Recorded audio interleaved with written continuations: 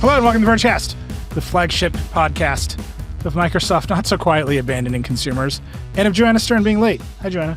They moved the train. The trains were moved. Mamdani! Yes. That must have been his first order of business. He moved the B train. He made Joanna late this year. Hi, my friend Nilay. David Pierce is sick this week, unfortunately. Send him your best regards. Also, he has a favor to ask. If you have stories about Google Glass or the Nintendo Power Glove, he's collecting them for Verge history. So write into vergecast@theverge.com or call the hotline 866-VERGE11. That will make David feel better and also make Verge history good. That's your favorite task. Anyway, I'm Nilay. That's Joanna Stern. Jake Kastrenakes is here. Good to be here. I didn't even know there was a B train. This is a rough start for me too. What? How long have you lived in New York City? It's an Couple orange years. one. It's orange. There's a lot of those. Yeah. There's like There's an M on that. 4 or more. There's a D on that. I don't mess with that. It's the first letter of that first block. letter. It's okay. I'm ride that line sometimes. That's bad. But- Sean Hollister is here. How you know they moved it? I took the steam train to get here, and I'm going to take it on out too. Yeah, I'm like, it's like all of the Verge founders. We were all little babies, and now we're like We have stressed out, babies. grizzled parents. And now we're raising the second generation of Verge editors and reviewers and writers. Okay, I'm just going to Journalism. open with this.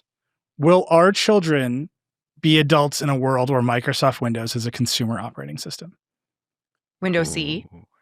Windows CE. Sean, you're here to talk about Windows CE, right? Just that's- like when I left The Verge, we were still talking about Windows CE. Can we do smart books today? Yeah, netbooks. The netbook queen is here.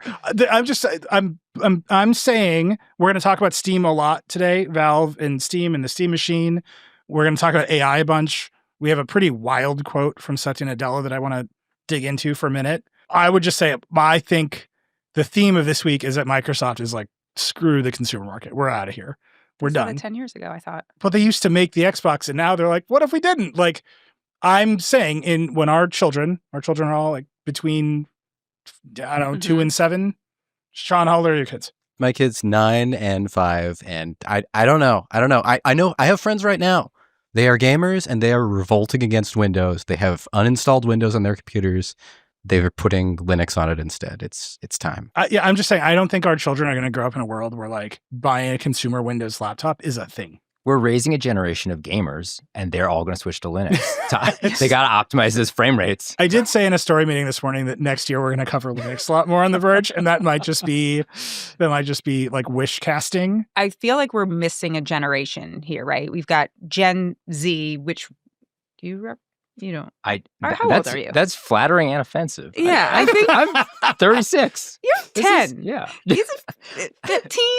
No. But like that age range, which we don't have reflected here, right? Or we have a large. The Verge staff is big, and we have some Gen Zers on our staff. It's true. I would Every day they make me ask feel old in new them, ways. like, how has Microsoft been in your life? Right? Yeah. Do you have a relationship Do you with have Microsoft? any relationship with Microsoft? And what is that?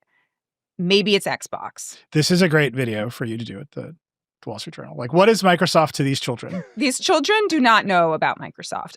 Right, like, Sean, they know about Xbox, right? Like my kids know about Xbox. One of them does. I feel like they know what it is, but Microsoft keeps trying to dilute what it is. So nobody knows the answer to that question a year from now. Kids know Chromebooks. They know Macs. Yes, Windows is still the most popular desktop operating system, but I'm not sure kids are like, yeah, I know that Windows. Yeah, I know that Microsoft I'm just saying, company. our age ranges here on the show of our children are 4 months. My littlest one is 4 months. Sean, you're at 9. Mm-hmm. A decade. There's a decade of ages, and I'm saying when those children are adults, will Microsoft Windows exist as a consumer operating system? I don't even know if she's going to use a mouse. Okay, so let's talk about the Steam machine, which prompted all of this in my brain. Because, Sean, you went to Valve, you saw the new Steam machine, you have this line that you keep using, which I think is just the harshest thing you can say, but it's so true, which is Linux runs Windows games better than Windows now. That's true across the handhelds. It's true for Steam.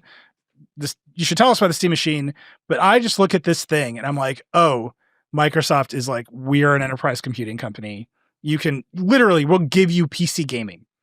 Like, we're just going to let you have this, Valve. So tell us about the Steam machine. Tell us what it is and the specs and everything. And let's talk about what it means. It's a 6-inch cube. It goes under your TV. It's barely bigger than a box of Kleenex. And yes, it plays Windows games on Linux and probably better than Windows would in the same form factor. Its specs, I want to distill it and say that this is like PS5 Pro specs because it's somewhere in that vicinity. It might be better than that. It might be a little bit under that. But the chips that they're using here are ones that we haven't really seen before. There's something that's kind of like a derivative of a laptop chip in there, a low-end laptop chip in there for the CPU. And then the GPU is something you'd find in a really beefy external graphics card that you'd plug into a notebook. Anyhow, you put it all together, it's somewhere around PS5 Pro. They won't tell us if it'll cost like a PS5 Pro, but it's a console. Little box with a wireless controller that'll hook up natively to it, low latency. You'll plug your HDMI into it. You can also put a DisplayPort monitor on if you want to make it a PC, but under your TV, HDMI should have CC, it should have HDR, VRR, all the 3 letters, you're going to get them here. And you'll pick up that controller and you'll install your Windows games on here through Steam, and it should just work like a Steam Deck just works until you try to play a game that uses anti-cheat software, and then maybe it'll work. Why wouldn't it work if there's anti-cheat software? There is anti-cheat software support in SteamOS. We've been able to play games on Steam Deck with that. You'll be able to play games on Steam Machine with that. But a lot of the biggest publishers of the biggest multiplayer games in the world, like Fortnite, have decided that the kind of anti-cheat that's available to them on Linux is not good enough. They're worried about people hacking and cheating, but they're also worried about people reverse engineering their anti-cheat software and then finding new ways to defeat it all the time, even on Windows. And so they basically say, hey, if we don't detect that you're running this exact set of Windows anti-cheat, we're not going to let you play our game on Linux. That's like curious to me because I look at this thing and it's just so interesting. I love to cheat. I do love to cheat. So interesting. No, it's just like love to cheat. If I'm a PC game maker, I'm like, finally, someone has made an accessible piece of PC gaming hardware that you can just put under a TV, and we're going to target that more than anything.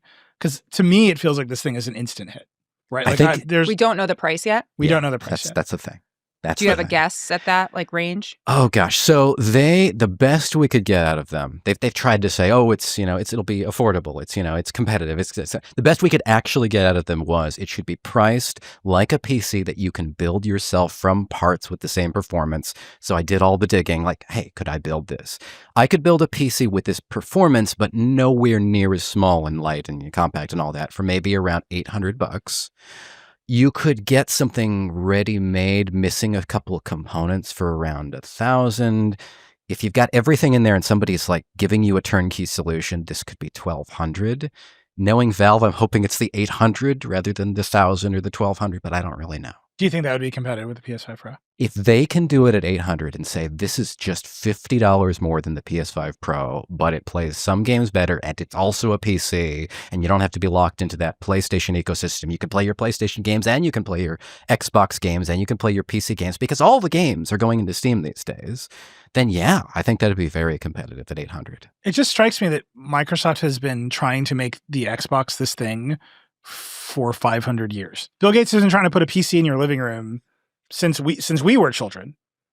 Yeah. Right? Like the dream of the consumer Windows device in your living room is the 90s. We talk about this all the time. Like he would show up at CS every year and say, I'm going to put a PC in your living room and where it can converge computing and entertainment. And he was absolutely right that would happen. And he did nothing that was correct in executing that idea. And then Xbox was the one shining star. And now they're like, screw it, AI is everything. We're going to dismantle the Xbox division as far as anyone can tell. And Valve is just like, here we are. What if you can play PC games in your living room on PC hardware? And they're just going to take it. And it's baffling to me that Microsoft missed this many times. Valve has nothing to lose, right? Microsoft, they're still trying to protect Windows. They're still trying to protect all of these different businesses. And so they're trying to build this thing on top of a failing product, a bunch of failing products, and they're not changing any of them enough to make it work well enough. They're not changing any of them fast enough to make it work today. And so what you have is stuff like the ROG Ally X, that Xbox handheld, which is just Windows. It's just Windows inside a Game Boy. And it's like, that doesn't work. It doesn't work very well. And Valve has been able to just say, screw it. We're going to Linux. We're going to customize this from the ground up. I've been very harsh to this thing. This one in particular, the affordable one of the Xbox Allies, very harsh to it. And I know that there is a Microsoft engineer or two somewhere in that company that deserve a lot of credit for trying to do for trying to take the needs to be everything to everybody in the world operating system and trying to make it at least halfway palatable to gamers. I want to applaud those people, whoever they are. Please tip me. Come into my inbox, Sean@theverge.com. I'm on Signal. Tell me more about this. But the totality of it is nothing like a console. It still feels like I am trying to shoehorn a console into this PC system, and it doesn't run as well playing Windows games as Linux can playing Windows games. The games designed for this don't work as well here because Valve has said, if you strip away all that shit you don't need and just want to play games, we can do that so much better, even if we're trying to convert these games to work on our system, which is just wild. Sean, can you run Teams on that thing? This? Yeah. They do. This is the problem. A Microsoft Teams It's podcast. got Copilot. Yes. It's got, you can do So many we don't- thoughts there. We don't do sponsors, but if you want to talk about Microsoft Teams. I want to talk about how much I absolutely hate Oh, Microsoft so Teams. definitely not sponsored by Okay. Teams. But going back to your first question, and I'm just going to say this. We just have a disclaimer, like Joanna knows nothing about gaming and this entire area other than the kids thing, right? Yeah, Which you is, have children. I who have play video children games. and where they play video games, right? And I take back what their view of Microsoft is, because there is a big group of kids that want to play Windows games and they maybe still buy and build a PC. Yeah, this is the consumer market for Windows, is games, gaming Right. PCs. So here it seems like maybe Microsoft is kind of just like, we're going to open source that and figure it out. Whoever wins there. Like we don't need to be that hardware space. We have an Xbox, but like, we don't really know where that's But going. they've announced, Sean, kind of what Joanna's saying. Like the Xbox will become this like weird multi-platform branding on gaming PCs, and maybe someone will make handhelds, and none of that makes any sense. The thing that I'm saying is Valve shipping PC hardware, running a PC operating system that has been customized to run PC games is not like winning strategy for Microsoft. They're not getting a piece of any of that anymore. Valve is just selling the hardware and they're collecting the taxes in their store and Steam, and then they can do whatever else they want to do on top of that. And Microsoft is gone. But to Jake's point, like this is they don't want. There's a lot of businesses, They and don't this care. is just they don't care, right? Yeah. Like they see this one and it's small, I mean, this is what's funny. right? I mean, like, gaming isn't small, but I don't know. I feel like, Sean, they It lost might- one console generation and then they like lost their nerve. I Right? feel They were on like top of the world with the 360. And then the Xbox One, they were like, we're going to do it. We're going to put a PC in your living room. That's how they launched the the dream. 360. That didn't work. They had to like pivot back. Mhm. Then they did okay with the Xbox One. And then they got blown out of the water this generation by the PS5 and the Switch. And now they're like, screw it. I want to furiously agree with both of you because on the one hand, yeah, they're kind of giving up on Xbox in a way, but I do agree with Joanna that I think it is because it is small, because the AI boom that we've seen, the cloud boom that Microsoft has seen is just every company that I watch, all the chip makers, your Intel, your AMD, your Nvidia, all the big software companies, all of them have suddenly seen this small but valuable part of their business called gaming become this Mhm. ridiculously tiny part of their business compared to everything else. A while ago, it was NVIDIA had a gaming business and a data center business. And now NVIDIA has a data center business, and you can't even see the part of the bar graph where the gaming business still lives, right? Right. I remember it was Exists. such a big deal to NVIDIA.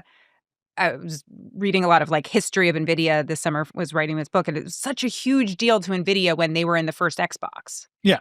Like that was like the thing. And now they're like, we're in an Xbox. Like, does someone here work here know that there's an Xbox person? Like, to Sean's point, like there's this rapid growth. But I had just the crazy idea when you were saying that, all Sean, like Microsoft is struggling in a huge way to capture the consumer market in AI. This is their biggest problem right now, or one of their biggest consumer problems, if they even care about consumers, like we started at the beginning of the show, why not just, co-pilot that shit up? It's in there. There's right? Copilot for gamers built I into know this there is. Xbox why Ally. people don't want to run Windows for their gaming PCs. Just like, that's where it is. Like, you could make all your, kids can be falling in love in the games with their, there's so, and they're going to have their personal assistant in the game. There's so much integration. They're super ready for you to fall in love with Cortana on your gaming PC. This is the moment. Finally, you can fall in love with your personalized Cortana. Gamers as an audience, today's gamer, I don't know about the kids, but today's audience of gamers, they really don't want AI. They're really not into it at all. Sure. Unless it's DLSS, in which case they're like maybe okay with it, right? Like it's everything about AI is weird. If it's good, you love it, and then you're like, but I hate it, and I refuse to acknowledge that it's happening. Joanna, coming back to we were all little babies once, right? We started this site, and Microsoft was like, here's what we're going to do. We're going to put full-blown Windows on a phone or on a netbook or anywhere else. You covered... On your airplane seat back. Anywhere they could put, literally the start menu and, the Windows app experience they tried. Can you think of one time that was successful? The airplane seat back. Just the back of it. No, even those are Linux now. I know even those are Linux now, but there was a point where those were Windows CE or whatever they were. But those are CE. Even Microsoft was like, we have to make a weird cut down version of Windows. And now they're just like, here's a handheld. Here's a Nintendo Switch that runs Windows.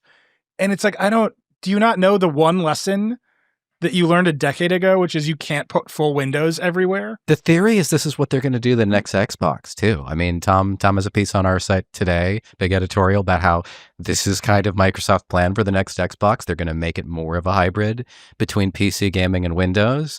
So viewed in that light, maybe this handheld, this half-baked handheld they just shoved out with the try to do everything to everybody and just barely making it palatable for gamers. Maybe they just saw this as let's shove that out there so we can get some feedback on it before they build the proper version for Xbox. But no feedback. Joanna wrote all the feedback a decade ago. It ends with Sean reviewing the HP Slate 7. This is what I'm saying. They're like, we have an iPad killer. Yes. It was the HP Slate 7. And I chased it so hard.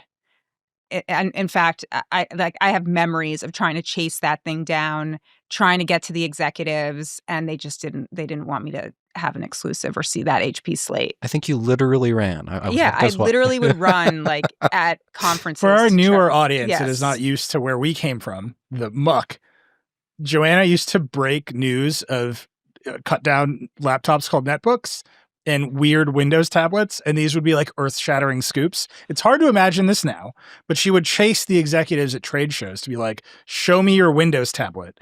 And if we didn't get it, we would lose our minds. And if we did, and Joanna often did, we would celebrate as though we'd broken open Watergate. Yeah. And then the audience would flood to us. And that is the grime from which The Verge arose. And the point of all these reviews was that these products ran Windows. Right. And that was bad. And it was at a time you will note the HP Slate 7 no longer exists, and neither does HP. As a consumer company in that way. And we don't think any executives who worked on that exist.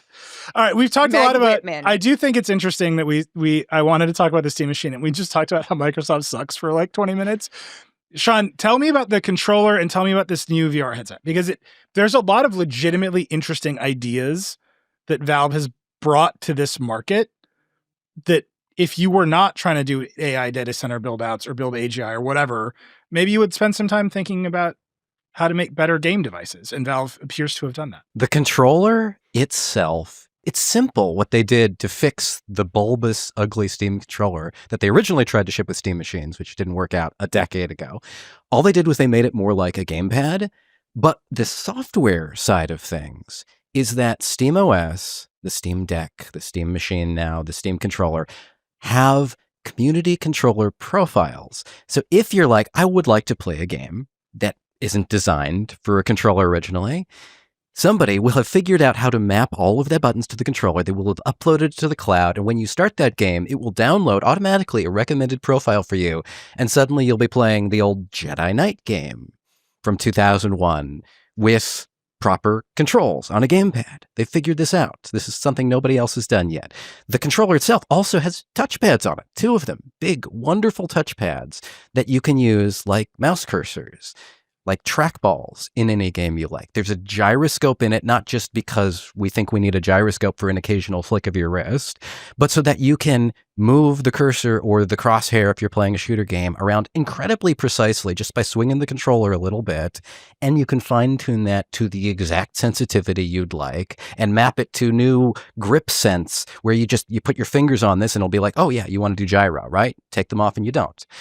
You can map all of this stuff far more customizably than any other controller that's ever been made, and it also feels like a comfortable, normal controller, too. I mean, not to read too much into this, it sounds like you're in love with the controller. Yeah, it definitely does. Right. Is it that good? You used it, right? Yeah. I'm buying one of these for sure, regardless of whether I'm doing a Steam machine or not. Sean, you keep saying like this is a great controller. It's really normal. They fixed the problem with the old weird bulbous one. And I'm looking at this thing. It looks like double the size of a normal controller. Yeah. And it has these weird square touch nubs on it. I get it. You're like, it's like a little mouse you can use with your thumb. I get it. And I'm like, that's not going to work. This is like when There's Sony no used way. to make the TV remotes like fold open into a keyboard, and I'm like, I need that. You loved that thing. I loved it so much. I visually see that thing, and you loved it so much. If you pick this thing up without looking at it, it will feel like a controller and it will work like a controller and you won't have to think about it. And if you pick it up and you're like, I wonder what these touch things are, and then you put your thumb on them and swipe around, I think you'll get that too. How much is the controller going to cost? I don't know any of this is going to cost. I'm going to guess 70, 60. On a scale of 1 to 10, 10 is your wife and you love her the most. Where is your love for the touchpad controller? I get it. I'm telling you, I get it. You shouldn't answer that question. Wow, you thought too long, Sean. That's what Joanna is saying to you.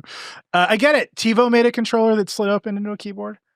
Wait, does that slide open? No, I'm just saying it scratches the same. How's that work out for TiVo? It scratches the same itch for me that the giant TV remotes But did. actually, I was going to go off on a tangent, a touchpad tangent. If we could brand that, maybe we could get it sponsored. We don't do that here, John. I don't know what's going on at the Wall Street Journal. Every time I come back here, I think that we should come up with something like that.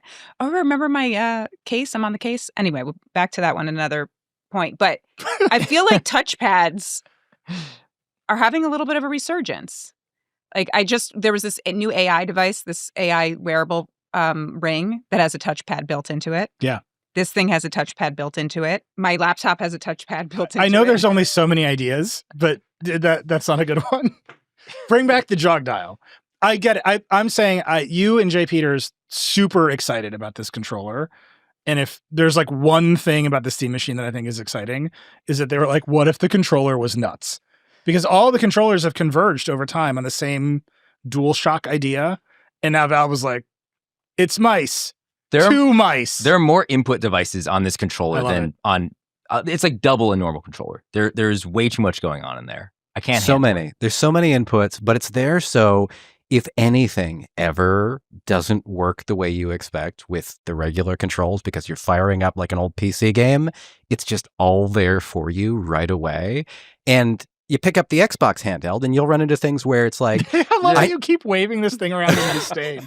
If you're not watching this... It's a jump scare every time. time. If you're just listening to this, you're not watching on YouTube, Sean has not actually put down the Ally. He's just held it derisively the entire time and sort of like fidget.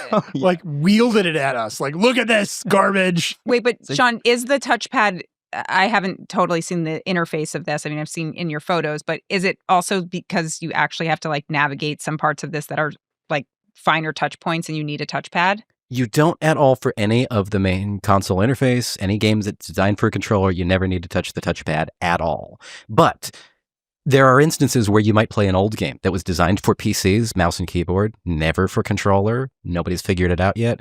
This will let you do that with a cursor. You don't want to pull up your StarCraft or something like that. You need your mouse cursor for an RTS game. It's there for you. And Windows, where you actually do need a pointing device some of the time to be like, I want to click the button that lets me play the game and gets through their stupid launcher. They don't have it on the Ally. They don't have a touchpad at all. You got to poke the screen. I want to talk about the Steam Frame, which is the VR headset, and I want to try to put it on my matrix of wearable bullshit. So first, tell us what the frame is. Okay. Bear with me a sec. The Steam Frame is a headset. I'm not going to say it's a VR headset. It certainly is a headset you can play VR games on, and there are 2 ways to do it there. But there are also 2 ways to play your normal flat games as well. You put this thing on, and it is running SteamOS, like the Steam Machine is, like the Steam Deck is, so it can also play Windows games. But it is playing them on an ARM chip. And so it has to do its just-in-time translation, all that kind of conversion. It's not going to play them as well as a Steam Deck. So you can play those local flat games. You can also play local VR games because it can run Android apps. So if you take the MetaQuest VR stuff and you put that on here, you can run those as well. And it can run PC VR games as if you were plugged into the computer, except without the plug, because it's got a 6 gigahertz wireless dongle that you'll stick into a USB port on your PC, and you can play them with such low latency and a fancy foveated streaming technique I'll talk to you about in a sec. Play with such low latency, it feels like you're doing it with the cord plugged in. So very good wireless VR.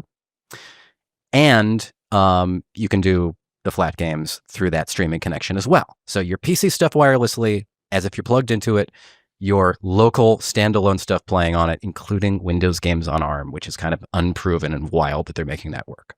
4 different kinds of games. So it sounds like they're cutting at both parts of what you think about as the VR market, which who knows what the VR market really is, but what I think about it as, which is I have a Vision Pro and I would love a big screen. So what if we just did a big screen for PC gaming? And now you can play PC games, which Sean keeps referring to as flat games, by the way. I just want to call that out. Flat games. That's the branding. So you can plug into a PC and get a virtual huge screen for your PC games, which is like the thing that people like about the Vision Pro. Big virtual display. And then maybe the Quest is a hit. So we'll do Android games. And then this weird middle thing, we'll see how well that works. None of that seems like it's going to sell a lot of headsets. I don't know who's buying these headsets. Meta Quest is the most popular VR headset on Steam. So of the PC gamers who have these chunky PCs and Steam Decks, who are submitting Steam hardware surveys where they say, oh yeah, Valve, I'll tell you what I'm running. After Valve does those surveys, what they see is, oh, a lot of people are buying MetaQuests, and they're hooking that up to their PCs so that they can play their games on this wireless headset instead of the fancy corded headset that we charged $1,000 for 3 years ago. So maybe we should make that too, and we can eat Meta's lunch there and reclaim our audience, is what I think that is. Is there a robust market of, we're going to say bumpy games, maybe? Like for ARM? Textured games. Textured games, yes. Like, right, is that ARM games ecosystem there? The ARM games ecosystem for VR consists pretty much of what is on the Meta Quest. So any developers that Meta's funding or kind of seeding to do that. There are a lot of Android games on ARM, obviously, and Apple games on ARM for phones. And theoretically, some developers can start bringing those to Steam and put them on the headset, and maybe any other future SteamOS devices that run on ARM, like a laptop, or who knows if Valve will do a phone. So we have to do the matrix, Nilay's matrix of wearable bullshit, which is on the X. I change the axes every time. And the X axis is utility, and then the Y axis is fiddliness. So if you have low utility and high fiddliness, you're dead. So that's the Vision Pro. Low utility, very high fiddliness. External battery pack, $3,500. Glasses, regular glasses like Jake's glasses. Very, very high utility. Skyrocketing high utility, low fiddliness. Huge worldwide, I would say, like global success. My favorite wearable. Right. And then the opposite is the Vision Pro. Very low utility, very high fiddliness. Okay, that's the matrix. Right? The Apple Watch is in like the sweet spot. The AirPods are in the sweet spot. Oh, and anything on your face gets like a negative 1,000 fiddliness. Right? So put the Valve. You know I like the Meta glasses, but put the Steam frame on the matrix.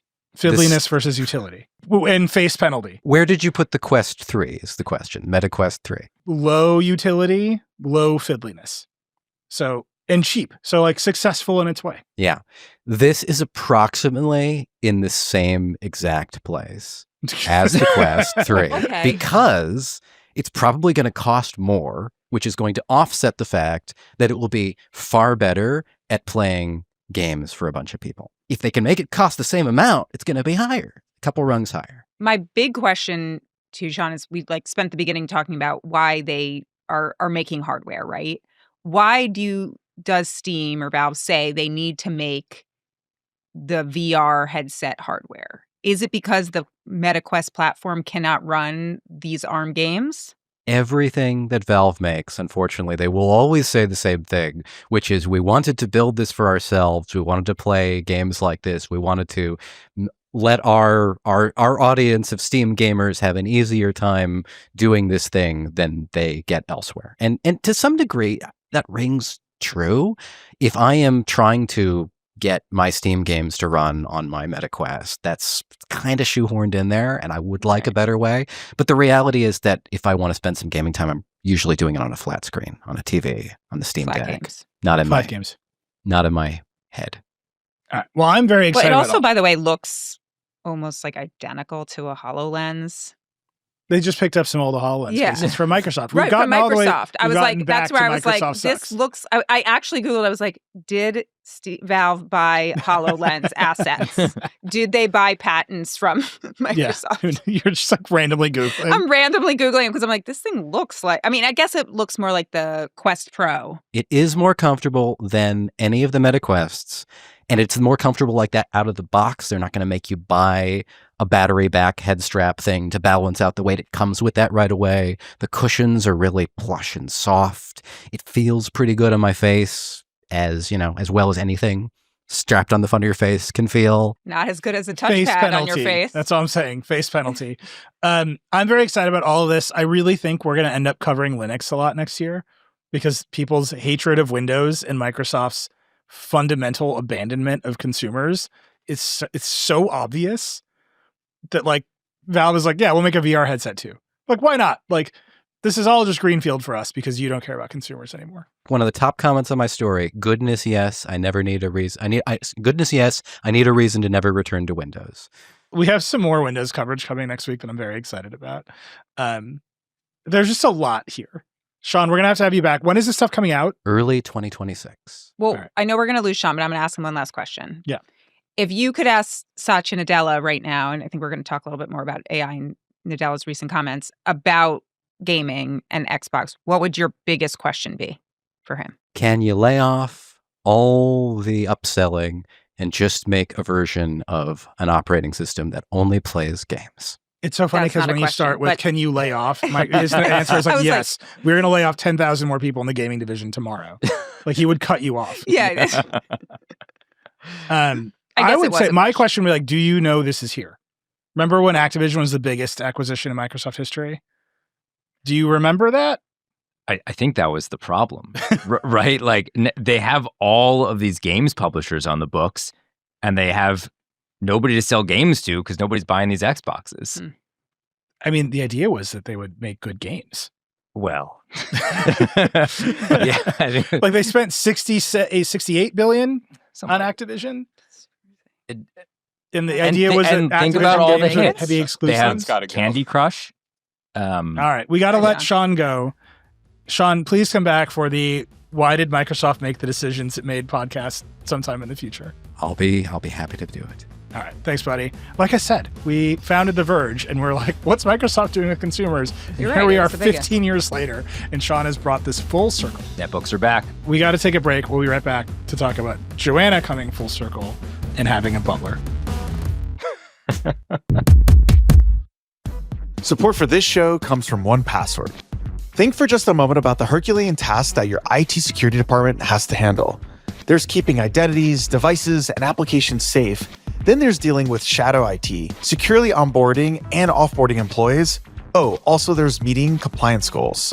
The point is, it's a lot. If you want to help lighten that load, you can try Trileka by 1Password. Trileka by 1Password provides a complete solution for SaaS access governance, and it's just one of the ways that extended access management helps teams strengthen compliance and security. 1Password's award-winning password manager is trusted by millions of users in over 150,000 businesses, from IBM to Slack. Plus, 1Password is ISO 27001 certified, with regular third-party audits and the industry's largest bug bounty. Take the first step to better security for your team by securing credentials and protecting every application, even unmanaged shadow IT.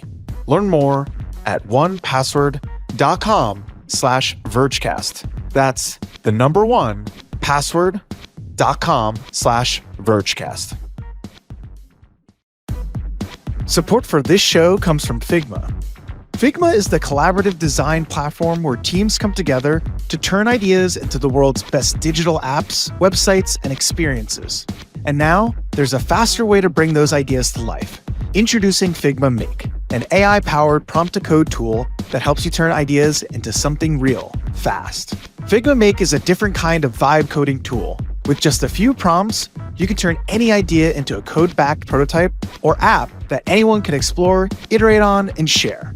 And it's all connected to Figma, so you can start from scratch or from your design file. Figma Make is made for designers, product managers, and builders who want to move fast and explore more ideas. Try it now and see how quickly you can make your ideas real with Figma Make. Just go to figma.com/Vergecast. That's FIGMA.com/Vergecast. All right, we're back. Thank you to Sean. It was good to have like a little founders trio. It was. I mean, Jake was like I'm employee sorry number 2. for intruding. No. No, this is like an OG crew on the show. I just lied my way in, and I just showed up. I'm like, I'm your intern. You guys were like, Yeah. great, let's go And clear I'm some sorry stuff for out. calling you 15. You know what? It's That's all it. right. You're gonna like it's it. flattering. Yeah. Yeah. It was the age when I started. Yeah, I'm just going to start telling everyone that Jake is Gen Z. yeah. I mean, I think it's a good idea. Like when our ad team is like, we need some Gen Z Yeah. insights. I'm like, talk to Yeah. Jake. Guys, I use Put him on the TikTok panel. all day long. I don't written word, not for me. All right. They don't. Gen Z also hates tech now. It's the Yeah. backlash. Well, wait until they get a load of our next story. So, Joanna subtly mentioned that she's writing a book. I did suddenly. I put You that did. in there. You- Yeah. You threw it in there. The sponsor of this podcast.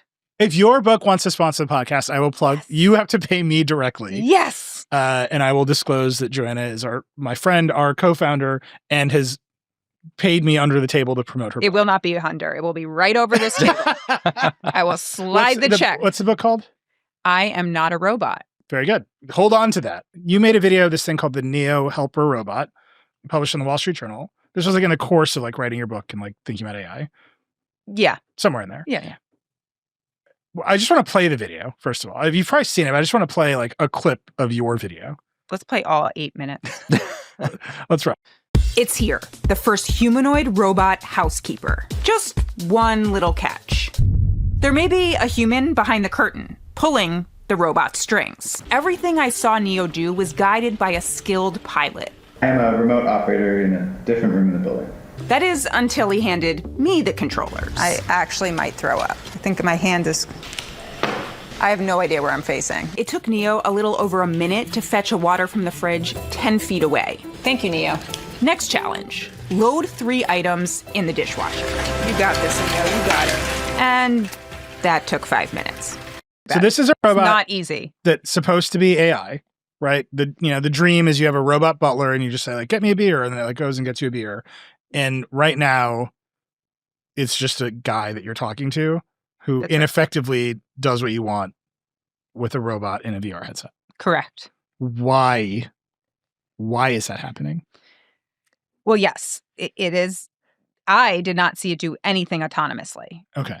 There's a part in the video where the founder and CEO tells me that there will be some things that are autonomous and that it can do autonomous things, but it won't be very good at it. Even controlled, this robot is not good at packing the dishwasher. So you can imagine how bad it probably is at doing that autonomously right now. Okay. Right. When you have the guy in the VR headset. And he's doing it and controlling the robot where you will laugh out loud anytime you watch it. I have watched that scene 50 times. I mean, we edited that scene alone for 50 times because I wanted it to be perfect, right? The dishwasher moment is so beautiful and sad.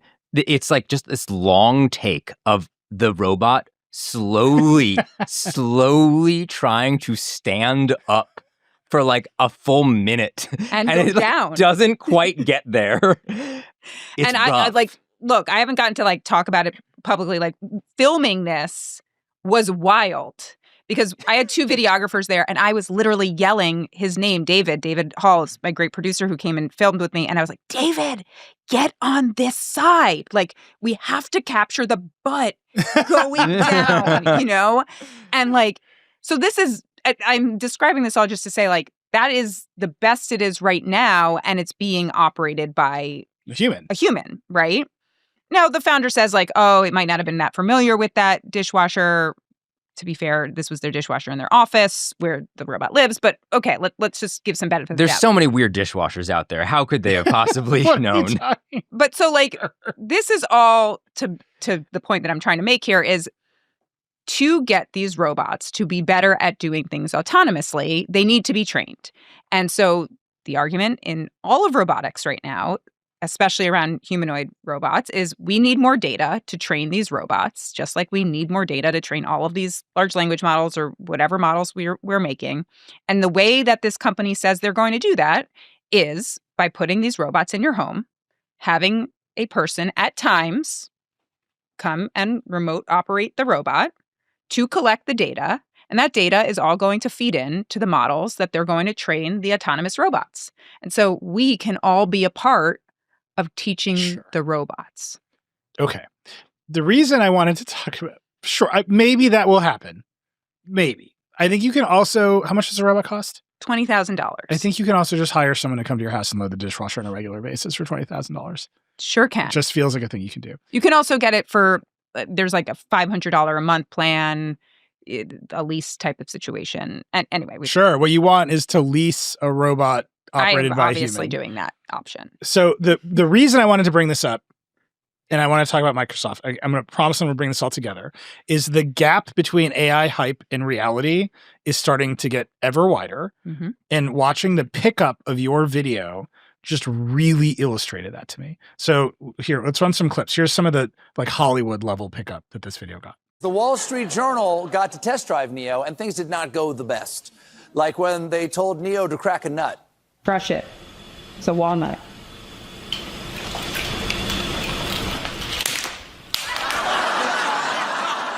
Flawless. For $20,000, you too can harness all the power of a gray naked man who is dumber than a squirrel.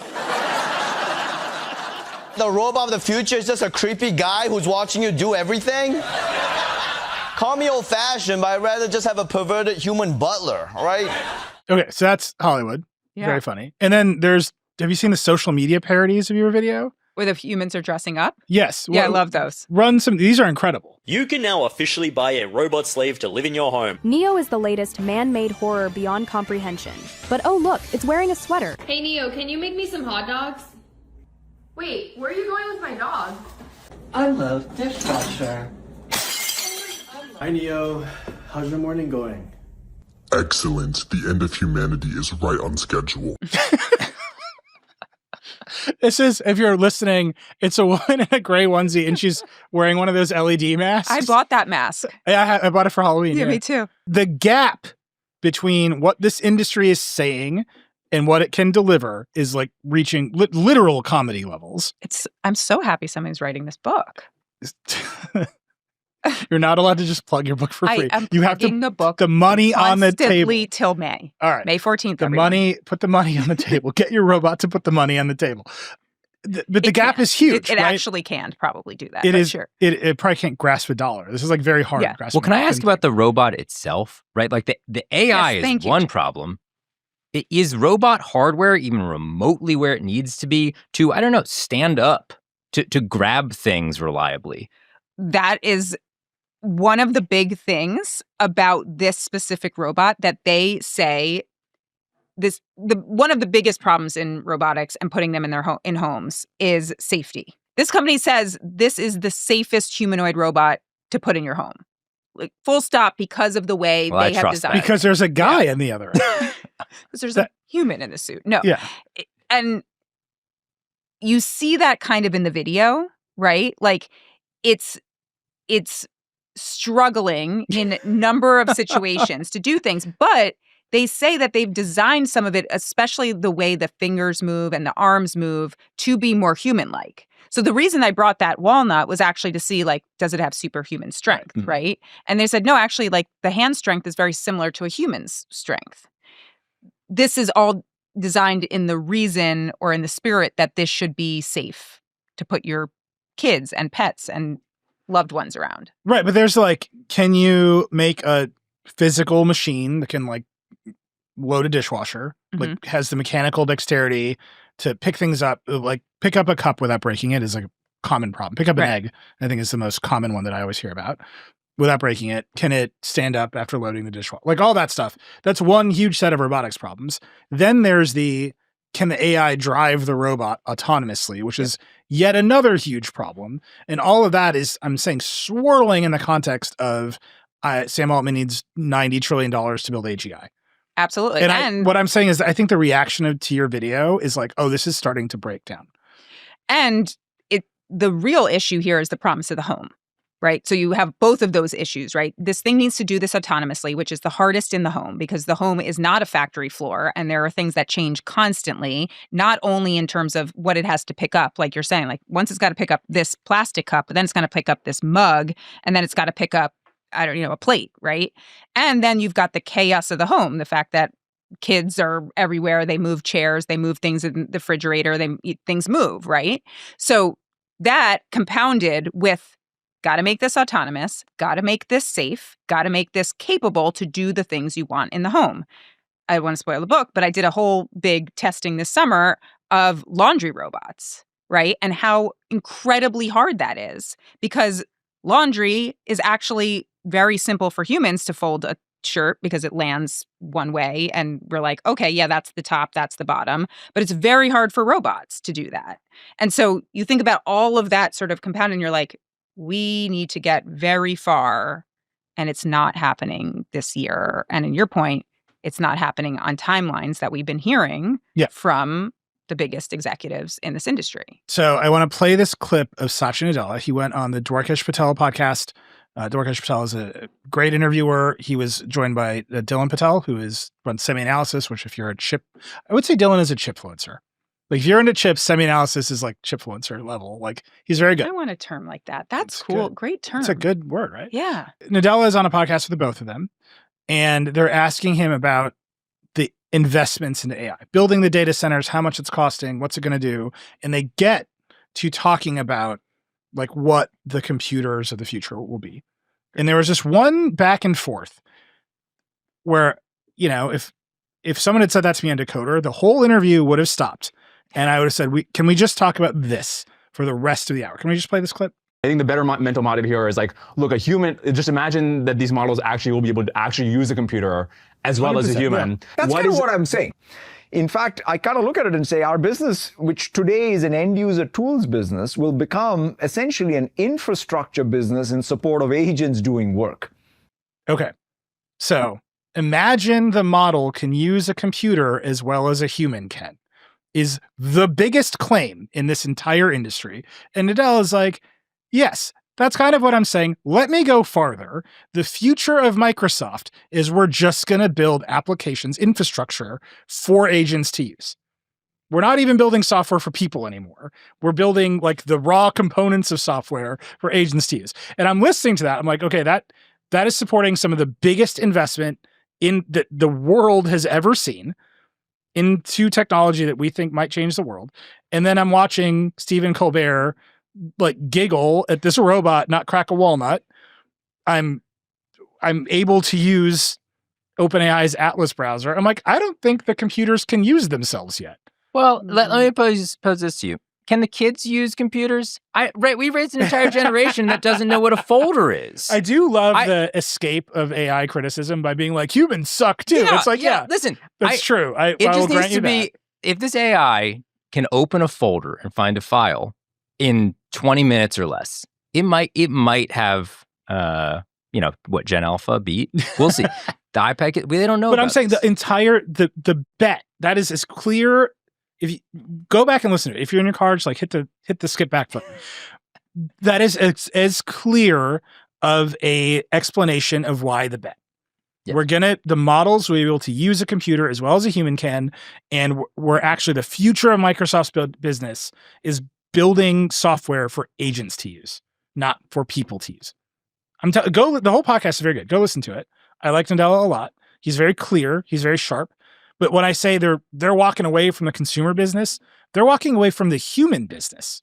The future of our business is infrastructure for agents. Infrastructure was a huge part of that. Like that should be italicized and bolded. Right. there. But what he means is not just like data centers. He means like we will decompose Cloud. Excel to a series of databases that agents can traverse because we don't need to build an interface for it. But isn't that what Nadella's biggest strategy has been over the last decade or more? Sure. And I think you can see all this walk back from Xbox and consumer and me saying, well, we have consumer Windows. One of his answers is maybe we won't have Windows at all. Right? You're just going to tell your agent and maybe you will never even look at Excel. Because when you look at what he's done with Azure and cloud and infrastructure to support where we are now, that's Microsoft's business. Yep. That's what Microsoft became. So when I hear that, he's like, maybe, yes, we do make the applications better for the robots and for the agents. And maybe you know what? I agree with you. I don't think actually an agent or human can figure out how to use Microsoft Word. Back to the book, which I had to put into Microsoft Word last week, which was a nightmare. To hear that. Right.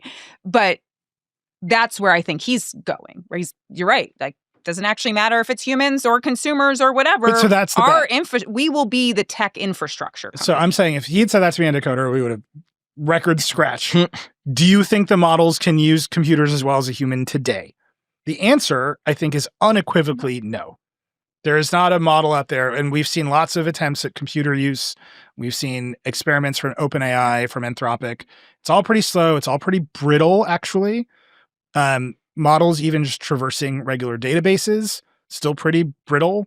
Like there's a universe of enterprise AI consultants who are like, we'll do the data management for you to be ready for AI. Like if your bet is that the models will be better at using a computer than a human, and that the next generation of computers will actually be like the infrastructural components of software for the agents to just go access.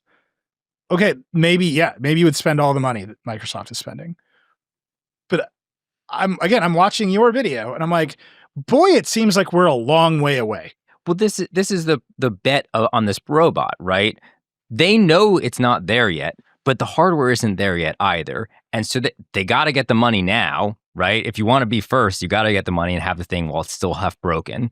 And you got to be ready for when the AI is actually there, if it's actually there, which is not looking so good. And that seems to be what's going on here, right? So you just have a product that is broken up and down, doesn't have the hardware, doesn't have the software, and everyone's kind of just hoping that robotics will advance enough and AI will advance enough at the same time that there's this collision. Suddenly, it's all amazing. And I'm going to read you some more headlines. Samsung is going to bring a generative AI-powered Bixby to its TVs. Gemini for TV is coming to the Google TV streamers. Google Photos will let iPhone users edit images by just describing the changes. And then Google says it's confusing. Gemini Home rollout is going just great. And I want to talk about that one for a second. Wait, what was the last one? Gemini for Home, where they're changing Google Assistant to Gemini. Yep. Google put out a blog post right. where they're like, this is going great. And then all of our readers were like it's not actually. Yeah. The reason I bring up the assistants here is my working hypothesis is that the smart home assistant is the consumer device. Whether that is just a speaker or it's a robot that walks around, I'm at my house and I issue some commands and something happens in my home. That is a big product. That is a big product category.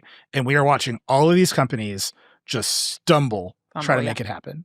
And if you think about your house, it is a bunch of weird interlocking software components, right? Your TV runs one piece of software.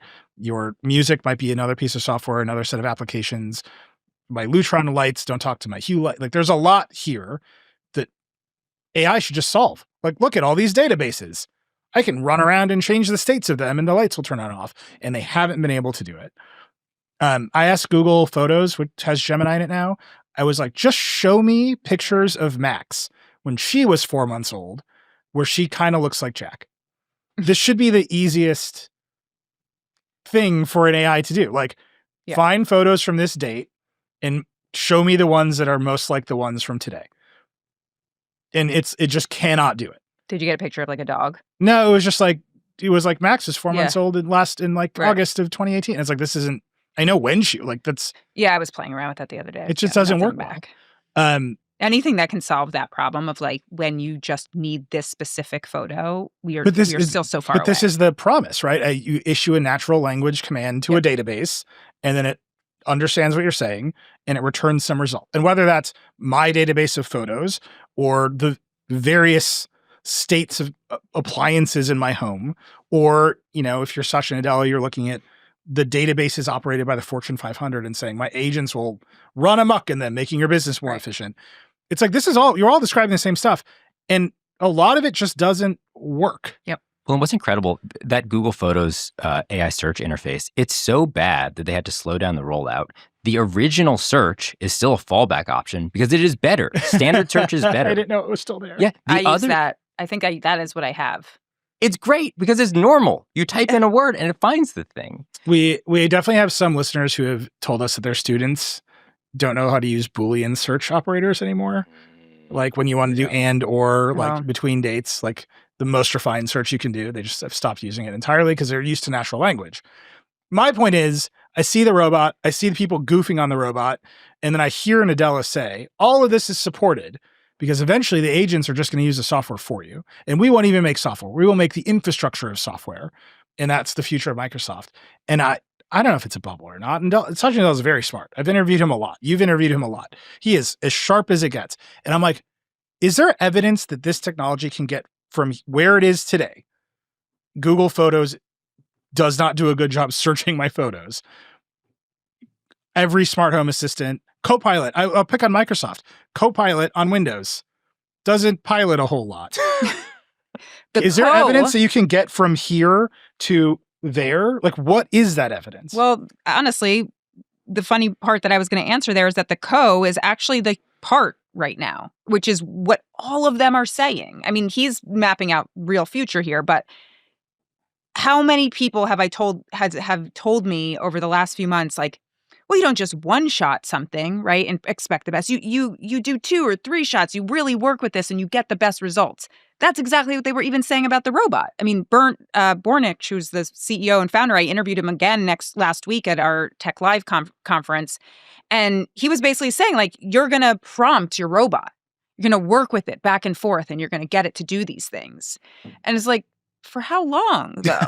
Like, like how long, to your point, like, is it just easier to hire a human? Or isn't it easier to have a human do the task that Nadella was saying, which is like, don't have the agent running the agents on the thing or using the computers. Like, the humans do that, and maybe they have some help, but like, we're not necessarily getting to this place where this autonomous, beautiful vision is anywhere near. I just want to point out, I haven't even dunked on Bixby once yet. And like the idea that there'll be a weird LLM Bixby on Samsung TVs in the context of a conversation where everyone hates bloatware is very funny. I thought Bixby was dead. They're bringing it back to put on the TVs. That story. Because Samsung TVs run Tizen, they don't run Android. Yeah. So Bixby died in the context of Google Assistant because they made a deal to do Gemini. So but Bixby on only lives Tizen, on TVs. You get Samsung LLM What Bixby. about the Bali?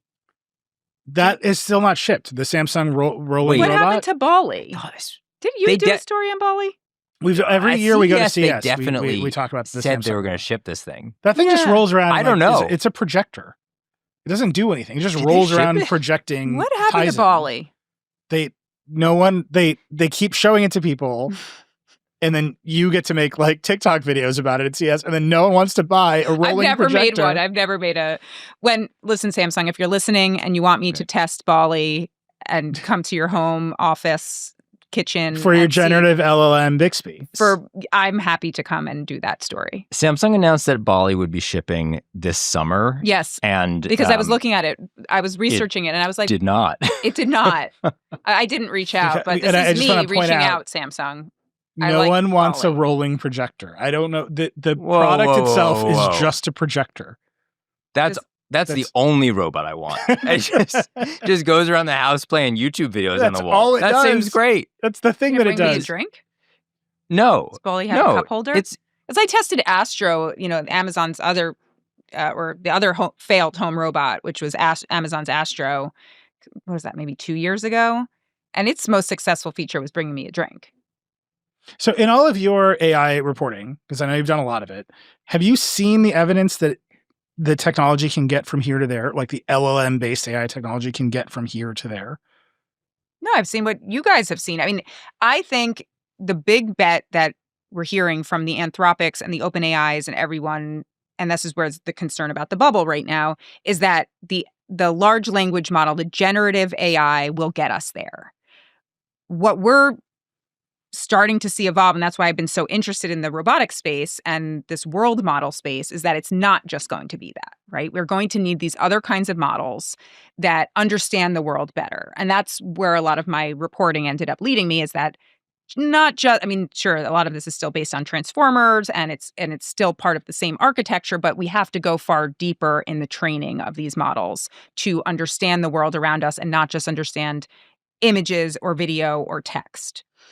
But yet we are hearing from the Sam Altmans and the Anthropics and Darios of the world that, no, we really think that these large language models are going to get us there, right? And that's been the whole, the constant Twitter fights between Gary Marcus and whoever it is of the day. Like this is where the fights are happening. And so I think that like people think that we're going to get there one day. They just are not sure how which versions of the technology is how we're going to get there. But I think the thing that's confusing to me is, again, I think Nadella is very sharp. You wouldn't spend the money unless you know how you're going to get there. And the money is just being spent at such enormous rates. Well, we'll also keep hearing right now, it's the App Store idea, right? We need to put the technology out there for others to see how far we can get, right? So even in the case of the robot, they're using large language models. They're building their own world models. And I think the hope is of these platform companies, the model companies, these other companies will help us figure this out. We're going to put the technology in those hands and we're going to have this next huge platform shift, and it's going to happen from everyone in the ecosystem. That's how we're going to get there. And if you're Satya, your biggest fear is missing out on another platform shift, right? This is the argument, right? That if you're Google, you have search and YouTube, and if this fails, whatever, you'll have a bunch of GPUs to run search and YouTube on. If you're Meta, you'll have a bunch of GPUs to run probably Instagram ad targeting. Horizon Worlds. Worlds. But Meta has they have these big businesses. Microsoft has a cloud business. It is interesting that they are walking away from the only consumer business that it was truly relevant in. And if they, I'm just saying, it feels like this is pretty existential for Microsoft in an important way. But yeah, you hear in Jensen Huang and NVIDIA and those in the Waymos of the world and all of these places saying, look, we just need to continue to build out these models in these specific areas. Like this week, Fei Li in her startup released this new world model. And so there's all this experimentation happening at these other types of companies, or they're not other types of companies, but other views of how we get there beyond generative AI or beyond large language models that are feeling optimistic. And I would say Google, especially with DeepMind, seems to be pretty far ahead on that. I think it's probably another thing that's, at Microsoft's thought. The gap between what is being promised, what is being delivered, and how people feel about it is wider than I've ever seen in maybe anything you and I have ever covered. And I can't remember a technology where people are like, no, we hate this. But then usage is really high. But then the hype cycle is crazy. And late night comedians are making fun of the most bleeding edge tech that you can think of. There was a lot of money spent on netbooks back then. I feel I think too, there's the same promises, right? At least for the consumers, kind of going back to the consumers, and my book and my reporting has been very focused on what does consumer life look like? How does our life look different? And I do think there's similar promises that we had at the smartphone gate, opening up the smartphone gates and app stores. All versions of our life are going to be better. Things we can't even imagine. The Ubers, the food deliveries, all the things are this is the platform to do it. And to your point, right now, we're not necessarily seeing that revolutionary change in any of those parts of our lives, right? Wait, here's my comparison. Is this, in that framework, is this more like the App Store or is this more like 5G? Oh, my God. Oh, God. Oh, God. Right, because the App Store came true. Many, many things changed. The whole world bent itself around the smartphone. 5G... I just had a robotic surgery. No, I didn't. I mean, everyone is using 5G. But there was nothing that it changed. The one thing, thing that I will provably say, I will always give 5G credit for this. You can now watch a live stream of Sabrina Carpenter any night you want that she's performing. because 5,000 people in the stadium are all live streaming. And then the network, the millimeter wave network in the stadiums can support it. That's it. That's the big 5G moment. Like we did a story with AT&T about the Eras Tour, and they moved more data across the AT&T network at all those NFL stadiums during the Eras Tour because people are just live streaming Taylor Swift all night. Great. That's it. That's comes the one back you to get. Stadiums for 5G. It's what it is, because they have network density and they can connect all the Right. devices in a way that 4G could not. That's it. That's the one thing you got. That's it. No robot surgery, no self-driving cars, which were absolutely promised with 5G because they had zero latency connection to the data center. Still not the promise of the self-driving car. So, okay, is it the App Store, which I've heard a lot, or is it 5G, which was all hype, nothing except live stream concerts? It's probably something in between there. Cop out. Jake? This is why I need you to add Yeah, the I mean, I'm going to like redefine this, but like the App Store, I think was immensely huge when it launched and then became an entrenched thing that has done very little in the past decade, right? Can AI be explosive and important and change things for a short period of time? Yeah, probably. That feels like something. But the App Store changed what we could do with our phones, right? It changed how we navigated the world and how we got things and how we got places. Right. The App Store realized the first internet bubble, right? The dot-com bubble was like, we'll move the economy to the web browser, and that didn't work because the form factor was wrong. The smartphone form factor was correct, and the App Store is like, we will move the entire economy to these 5 companies. Yeah, whether you like it or not. We're going to change things. It's going to be slightly better in some ways, slightly worse in others, and we're going to deal with the fallout for the next decade. Yeah. That's AI. Yeah, that's AI. And I think that there are real places that it will make life better, but in this big sweeping thing that the machines are going to do everything for us, and the models will be as good as using a computer as a human. That is, I heard that and I was like, this is the bet. Is that the AGI test that they've been? No, that's about? just. I think that's. It's just like it doesn't matter if that's. I mean, the AGI. I personally think the AGI test is stocking the dishwasher now, but like that's. But I think if you cut AGI out of it entirely, and you don't have OpenAI's panel of religious experts and philosophers to declare that they've made digital God, like cut that all out. Like I don't know what that is. Microsoft thinks that there will be a model that can use a computer as well as a human, such that they can start re-architecting the software for the model to use. It's wild. At what point is that? Like as explicitly as anyone has ever said it, in my estimation. That's a lot. But it's so funny. At some point, that just so it's a system where a computer talks to another computer and does a predefined set of things that it's optimized to do. At what point does that stop being AI and just start being computers? Like that's just right. Like that is just how software works. He can call it whatever he wants. It's like thinking. It is cool. Like you don't need an I'm so excited for Excel to think for me. It's like when you like, I don't know, like when we like try to operate Vox Media and we're like, can you just do what I want? Like some like corporate person here is like, no. What if the robot was saying no? Oh yeah, that sounds great. Perfect. This is why everybody's going to Linux. Linux. I'm just saying, I don't think I've ever. I'm curious. I know there's a lot of enterprise deployments of AI which are successful, not the McKinsey ones, but like I know there are enterprise IT developers who have built working systems that are very efficient using AI. So I'm curious if you're one of those folks, let us know. Like, do you see how the success you've had there translates to the big success that everyone is betting on? Because I'm dying to see the progression. Right. And there are all these different bets on how you might build these models and these systems. But I don't think I've ever heard it as clearly. And it was like the same week Joanna was coming on and we're like making the montage of the robot falling down. And I was like, there's something here. No. And I also think that you're totally right. And it's exactly like it is the backlash to we had it in the longer cut of the interview, but Jensen Huang has been saying for now the last 2 years, everything's going to be robotic. Anything that moves is going to be robotic. Robotics are going to change the world. Robots, robots, robots. And then you see this and you're like, how? Yep. Right? How is that going to happen?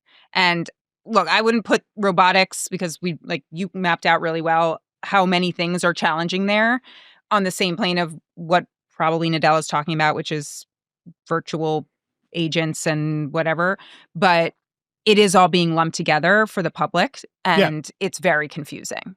Yeah, and we're hearing, I mean, again, premise of what I was trying to do this year is how many places can I have AI take over my life, and let me see where we're really at with this.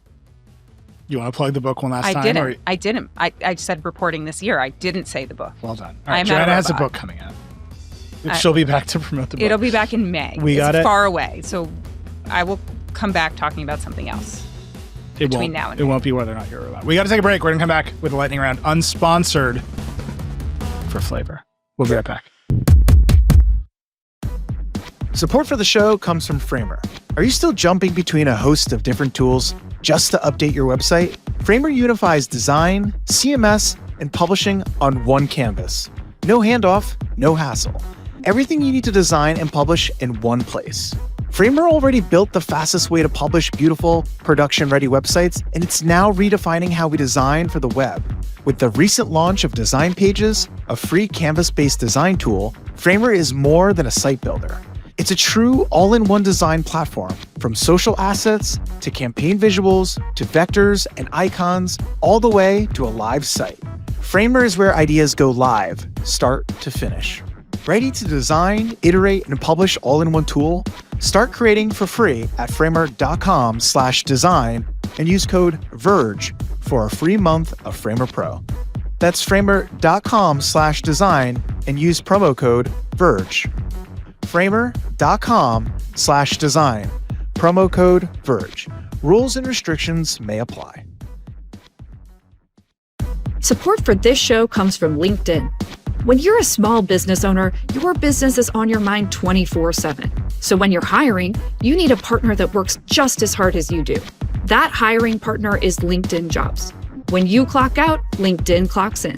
LinkedIn makes it easy to post your job for free, share it with your network, and get qualified candidates that you can manage all in one place.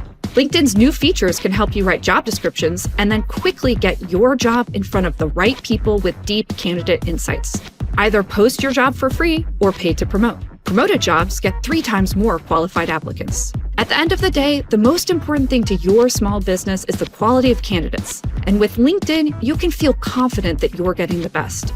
Based on LinkedIn data, 72% of SMBs using LinkedIn say that it helps them find high-quality candidates.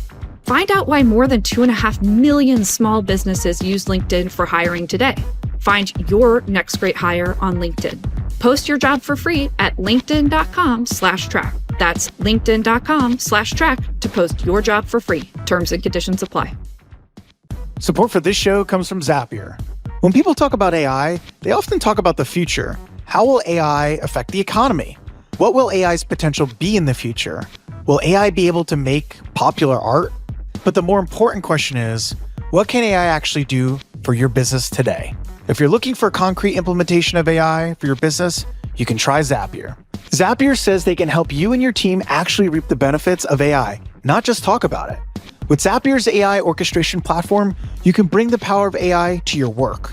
Connect top AI models like ChatGPT and Claude to the apps your team already uses, so you can add AI exactly where you need it. Whether that's automatically enriching leads, coaching your sales rep, resolving IT tickets, or more, you can do it all with Zapier. Zapier is for everyone, tech expert or not. No IT bottlenecks, no complexity, no AI hype, just results. Teams have already automated over 300 million AI tasks using Zapier. Join the 3.4 million companies already automating with Zapier and transform how you work with Zapier and AI. Get started for free by visiting zapier.com/verge. That's ZAPIER.com/verge.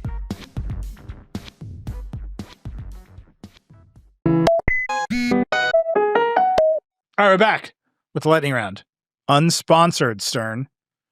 We don't do sponsors here at The Verge. You can't buy us. You can't tell us what to do. No amount of money can give us instructions, even from our corporate bosses, which frustrates them to no end. But if you want to support us in our ability to be free of any constraints whatsoever, you can just subscribe to The Verge. That's what keeps us unsponsored for flavor. Or this is sponsored by my new company where I sell lightning cords. It's a big market ahead of you. People's dying iPhones. I sell refurbished lightning cords on my website, joannastern.com. Which your agent can go find anytime. So we got to start the lightning round. Joanna, it feels as though I made this promise that we're ungovernable, which is what David always says, which I can never pronounce. And Joanna is going to blow up the lightning round. But we start, Joanna, every week with America's favorite podcast within a podcast, Brendan Carr is a Dummy, where I update the audience on the machinations of America's worst FCC chairman, Brendan Carr. This week is actually not Brendan himself, although he made some regrettable comments about his underwear choices in regards to South Park. We're going to set that aside. That's true. That's a real thing. I'm sorry. Thank God that is not the item today. That's not the item. This week, because Brendan is such a threat to free speech in America, a thing that doesn't usually happen, happened. A group of Republicans and Democrats came together to say, cut it out. Stop doing the thing that is blatantly unconstitutional. So a huge group of Republican and Democratic FCC chairs and commissioners and staff lawyers issued a petition asking the government to get rid of the news distortion policy, which is what Brendan used to threaten ABC and Jimmy Kimmel.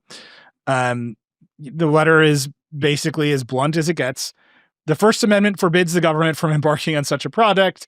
The application of the news distortion policy is constitutionally problematic. The vast scope and vague language of the policy casts an omnipresent shadow over broadcasters' freedom of expression while leaving the policy open to partisan weaponization.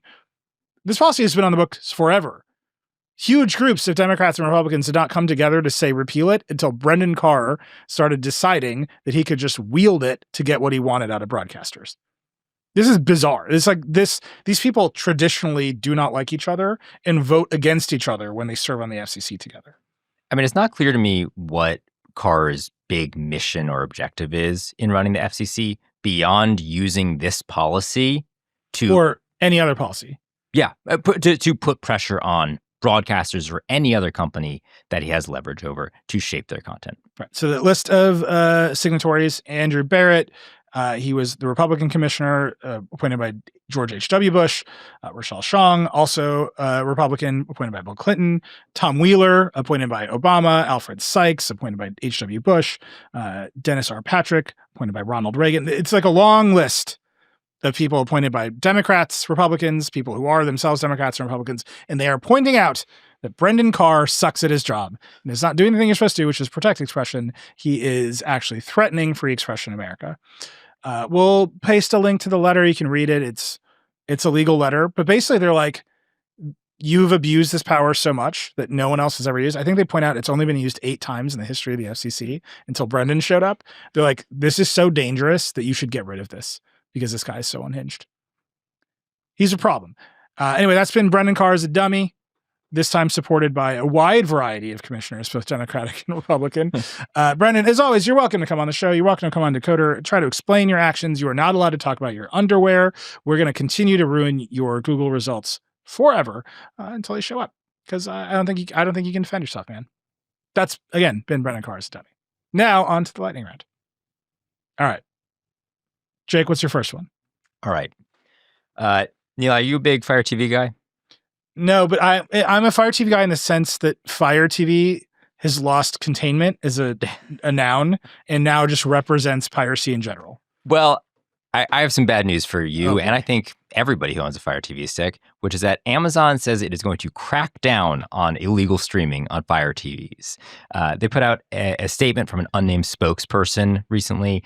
They're like, piracy, it's bad, we don't like it. But they said, quote, will now block apps identified as providing access to pirated content, including those downloaded from outside our app store. And they say they're going to do this on existing devices and new devices. And I don't know what this means for the future of Fire TV, because my understanding is that people only buy them for piracy. That's what they buy them for. Every single time I hear somebody talk about a Fire TV stick, it is so that they can watch some new piracy service that I have never in my life heard of. Yeah, they're all fly-by-night IPTV services. And Fire TV as a concept is just Android stick. Right? Mm-hmm. Like Amazon's Fire platform is just Android, right? Just like forked Android. It was, and now there's a new one that is forked Linux, but it doesn't, you know. But you could sideload Android apps on it, is the point. Yes.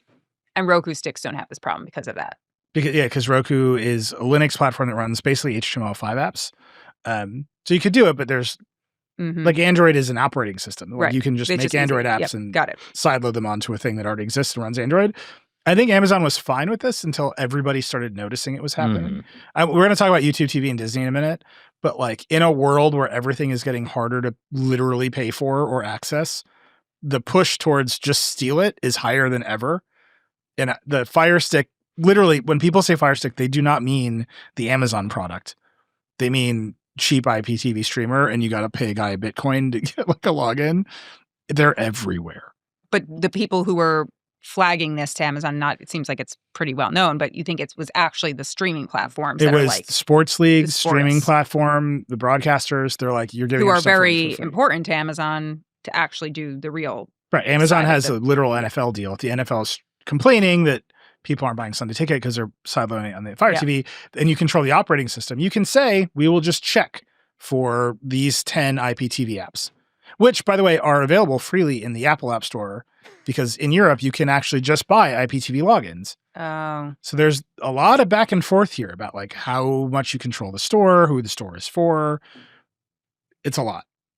What's remarkable about the Fire Sticks is it is not, these are not things that I think are being like purchased by super tinkerers who know their way to how to hack their way into it. This is like just, it is everyone. It is everyone in the suburbs has a Fire TV stick that they are watching some pirated stream on, because somehow that is easier and I guess way more affordable as a way to get all the sports content that they want to watch. Oh yeah, the Indian Uncle Market in New Jersey for weird It's IPTV huge. Boxes, right? Off the charts, man. Like, it's happening right under your nose, Joanna. It's probably happening in my house. I don't know. Like, if you want to watch cricket, your choices Yeah. are pay for 50 different streaming services, or pay one guy in Edison some money. Specifically in It's Edison. very I know much Edison. Edison. I was in Edison last week. It's so- very much Edison, New Jersey is the hotbed of like IPTV streaming boxes. And all of my uncles in New Jersey like have this thing. I think the Fire TV market is about to collapse. Like this is, if they follow through on this, they've got nothing. Yeah. Everyone's just going to buy a Roku. Well, or they're going to buy one of these other weird Android Yeah, sticks. yeah. Right. Like putting Android on a cheap device that you can plug into a TV is pretty inconsequential. The question is, will Amazon allow those to be sold on Amazon? And these are apps that you just get from the websites, or can you get them you in can the just Google Play download Store? IPTV apps. Okay. I think there's a lot to be written in the year to come, because the carriage disputes and the fights between broadcasters and the prices are all going up. Piracy is about to explode. It's the year of Linux and the year of piracy. Those are my two calls. Everything is I'm tipping already sold. doing my 26 That's predictions. crazy. All right, Joanna, what's yours? I don't have as good of a wind up as Jake, but I want to tell you about the $230 Apple jock strap. That's so rude. It's called the iPhone Pocket. Sure. Is that really what they named That it? is what it's named. Okay. And it is a limited edition collaboration with Japanese designer Issey Miyake. And you can get this. It looks like a sock, a long sock. I mean, everyone on the internet has seen this. Any of your listeners has seen this thing. It's $150 for the short one. For the longer one, $230. Oh, because you got to pay for more fabric. I will point out Issey Miyake, famously the designer who made all of Steve Jobs' turtlenecks. We've got some real fashion plates on the Verge team who have told us this is not an absurd price for Issey Miyake. Okay. It is, however, a sock on a hoop. Like, I don't know how else to describe it.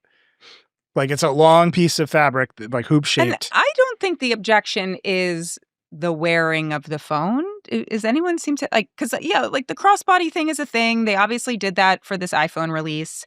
It seems just to be like the reaction to the ridiculous lookingness of No, I think now is not the time to release $200 socks. Yeah. It's one thing I understand, like for an Issey Miyake piece, $230 is very reasonable. Okay. But it's not an Issey Miyake piece. It is an Apple product. Right. Right. And if you're going to sell this at an Apple store, a bunch of people are going to walk in and see a really long sock that costs $230. and you're like, it has no branding on it that says you have a fashion item.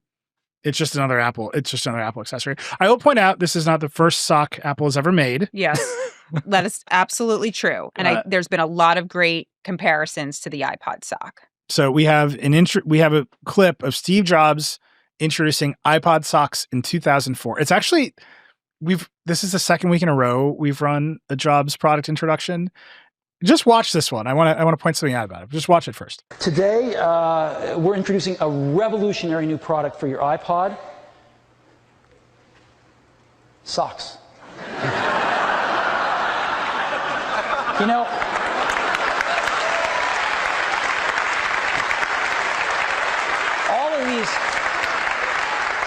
there's all these companies that offer cases for your iPod. And, you know, sometimes we think they make more money on the cases than we make on the iPod. And so we thought we'd offer something too. And our design team came up with socks. And they're really cool, actually. You can put your iPod in them, and they go like that. They keep your iPod warm on cold days. They protect it, and they give you a little more personality. Those are $29. And he actually says in that clip, other people are making more money on the iPod cases than we're making on the iPods. He's like totally honest about it.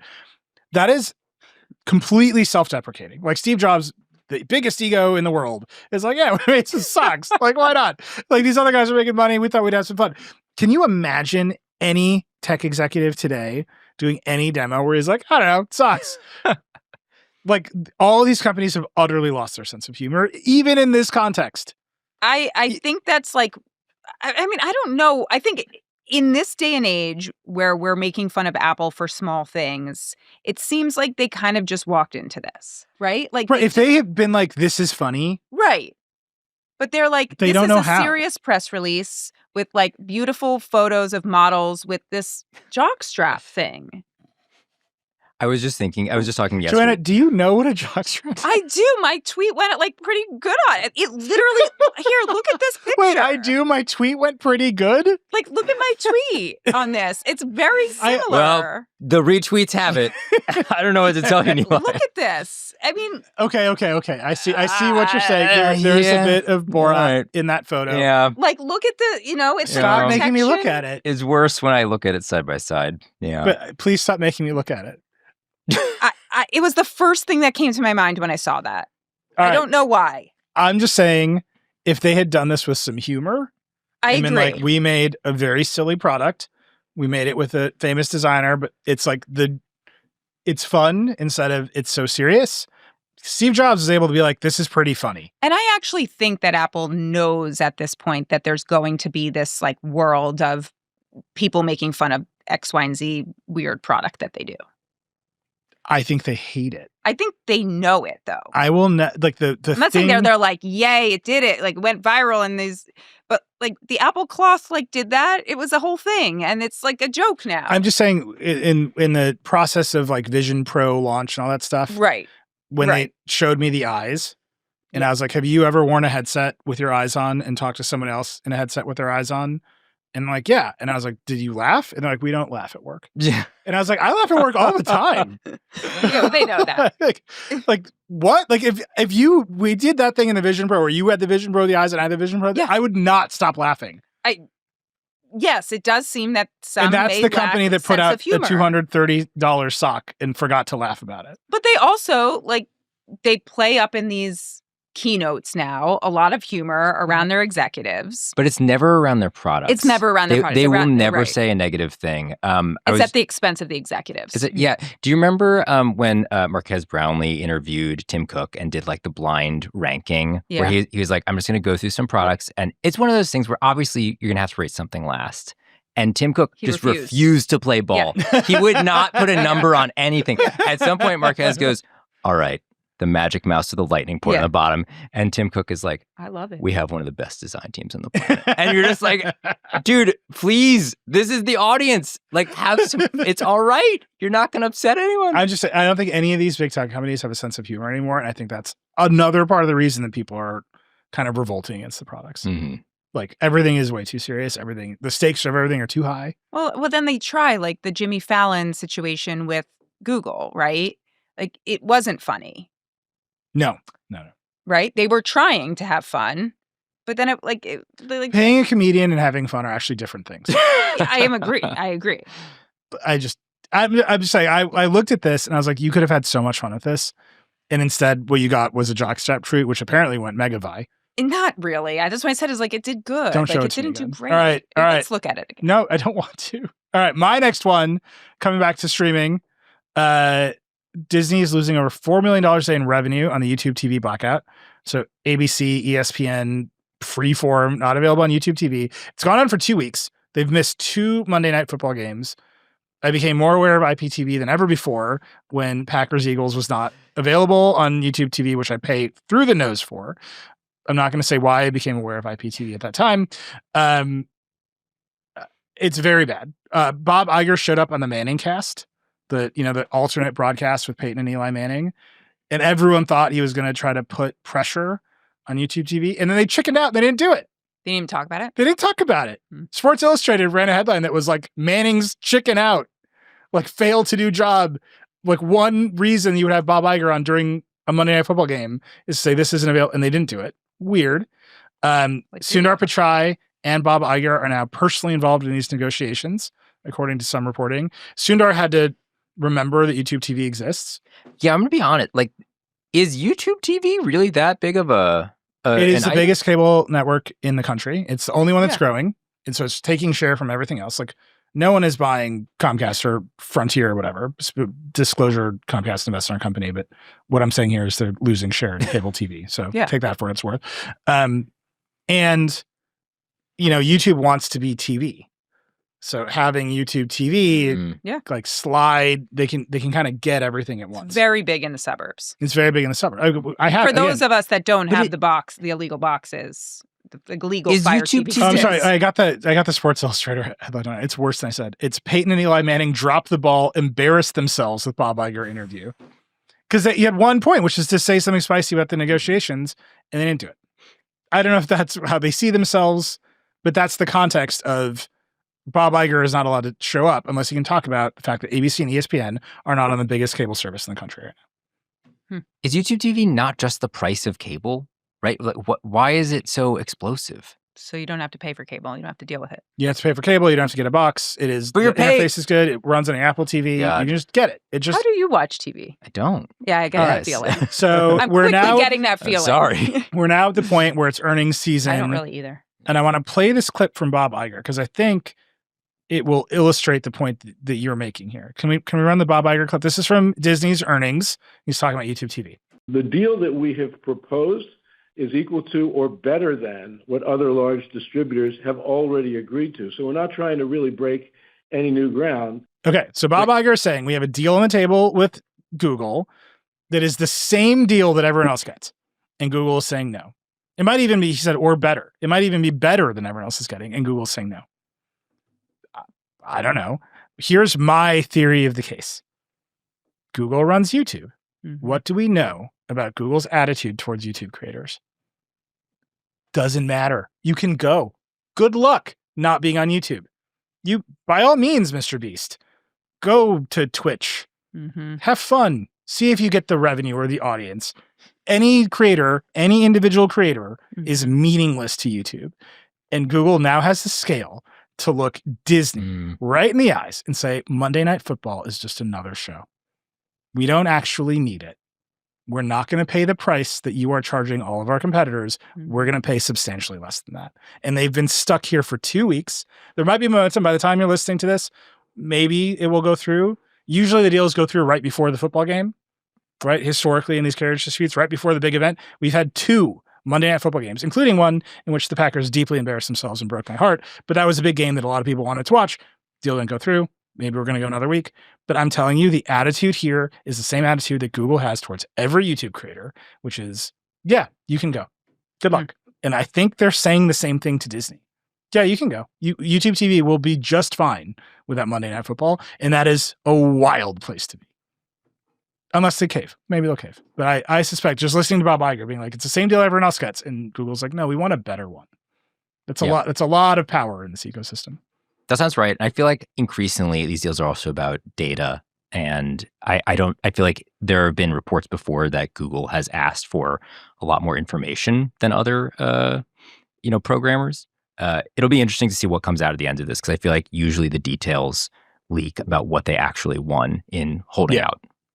Yeah, remember when Apple was trying to get Sunday Ticket what they wanted. The thing they wanted was rights in all formats to come. And the league was like, we can't lose out on VR streaming. And sure. Can watch it in the Steam.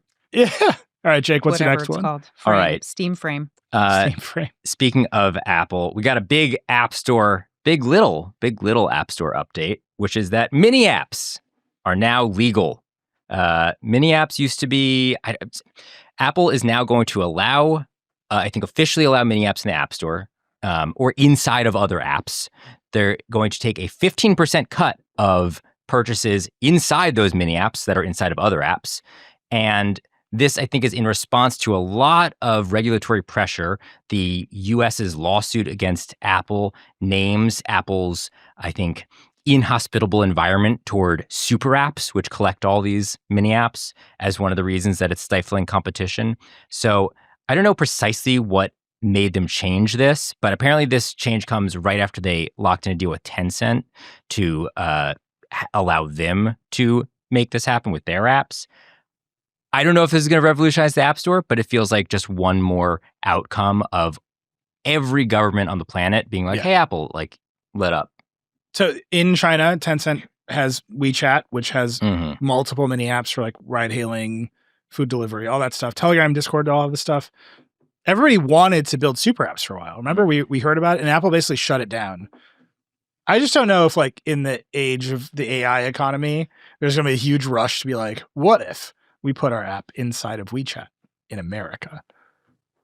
Yeah. Because then WeChat just gets to use your app for you. It seems like... Good. I don't know. Like, OpenAI is aspiring to be the everything app. And, like, maybe this gives more flexibility to our apps. Oh, so you could put like a little app inside of ChatGPT. Can you already do that to some extent? Yeah, I think you can. That's why I thought this was a kind of thing already. In China, it's a huge thing. Here, Apple has prevented it from happening. Right. Here, it's like Apple has their like mini apps within their own apps, right? Like in the messages, like you have those. None of that stuff hits. One's using this is very much like WeChat is its own platform, such that people switch more freely between iOS and Android in places like China. Right. Because WeChat is the operating system they're actually using. Which is why Apple doesn't want to allow them, and it now is, which it's hard for me to imagine the Facebook app suddenly adding ride hailing and messaging and a million other things inside of it. And now Facebook is my operating system and I can go to whatever phone I want to. Feels like that ship has sailed. It feels like a bad experience in general. This seems like Apple saw a way to keep making money and get ahead of, regulators and not lose their grip on the ecosystem, and that's what's happening here. But for everybody who's really excited about HTML5 mini apps, I have great news this week. Now's the time. Yeah, now's the time to take all of your development energy away from AI. This is HTML5. Can I say something? This is a little more 5G than App Store. Okay. Rough. All right, Joanna, do you have a second one? Close us out. Yes, Waymo is hitting the highway. They are going to start opening up rides. It doesn't seem to everyone it's in 3 cities, San Francisco, Los Angeles, and Phoenix, where you previously could not ride on the highway. Now they are opening up some rides on the highway to some people. Sure. I'm so This confused. is a big deal. I mean, you can just buy a Model 3 and just ride the whip however you want. I thought all the cars that have self-driving, you can just like buy. I thought highways were the easy part. Yep. So then why are the robo-taxis coming to them later? Because it's riskier. Because if you hit something on the highway, they will not possibly live. And this was Waymo's way of really easing in. After that cat incident. Well, it's bad timing with the cat incident, but that was a large part, I think, of their strategy is we have been so safe. We have avoided fatalities. We have avoided so many, so much bad press or bad incidents around Waymo. We've been so careful. And so they were really testing highway driving for a really long time. They'd been testing in Los Angeles, San Francisco, and Phoenix for a long time. This is just now finally, we will allow some people. And the reason this is like an actual big deal when you are a Waymo user is you often will get in a car and it will take 3-5 times whatever amount to get someplace because you can't get on the highway and it just has to take local roads. I was in San Francisco a few weeks ago and it was like, okay, my Waymo, I'd love to take this as a Waymo, but it's 20 minutes longer than an Uber. Like, as a person who has Super Cruise and a GM car on the highway, I'm like, this rules. And I'm like, I would not let a robot go this fast.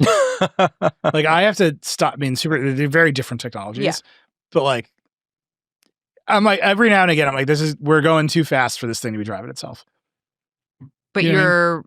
it's like you still have to do eyes on the road and all of that. I have to, you have to take over. Yeah, you have to take over. Yeah. It's just it's a very different level of autonomy. But there's something about going faster. Yeah. That's exactly why. Yeah. All right. My last one, I'm just pointing this out. There's a teaser for Toy Story 5, and the villain is a tablet. It's like very good. Like the toys are getting swept away. I want to be there right away. It's out. When is it coming out? I'm not going to fall asleep in that movie. June 19th, 2026. Oh, More than 30 years after the first Toy Story movie. Oh, I can't wait. Wait, the villain is the villain is a tablet called Lily Pad. It's shaped like a frog. How careful do you think like they've been with not making sure that's an iPad? Like, what is the conversations happening between if these Google negotiations don't go well, that thing is going to run on Android tomorrow. Yeah, the real question is, what's the timeline before they start selling the Lily Pad? Right. Right. All the kids are going to want it. Totally. Well, all the kids already have it. No one is going to learn. The kids already have. Yeah. You know, so It's that's. Please stop. Woody's already dead. All right. That's it. We're way over. We're wildly over. Joanna showed up late. I never even like made fun of you for being David. I'm so sorry. I did my best. You did a good David. You were wonderful. You weren't. I didn't even compare you to David and make you do a David impression. All right. That's it. That's the show. Thank you for listening. Sunday, I'm on Virgin History with David, who is alive. The real David. He's alive. Don't ask any questions. David is alive. But David and Sarah Jong and I did a whole episode of Virgin History on LimeWire. I will tell you that Sarah and I, full existential copyright law crash out. If that's what you come here for, boy, do we deliver in that episode. I'm excited for that. Tuesday on the Vergecast, David has Corey Dottoro talking about inshodification. We have ad-free feeds of all of these podcasts if you subscribe to us, which also keeps us from being able to be told what to do, which is very important to me. And we want to hear from you. You can email us at vergecast@verge.com. You can call us 866-VERGE11. The Verge is a production of The Verge and the Vox Media Podcast Network. Today's show is produced by Eric Gomez, Travis Larchuk, and Andrew Moreno. Do you want to say it? Rock and roll. There it is.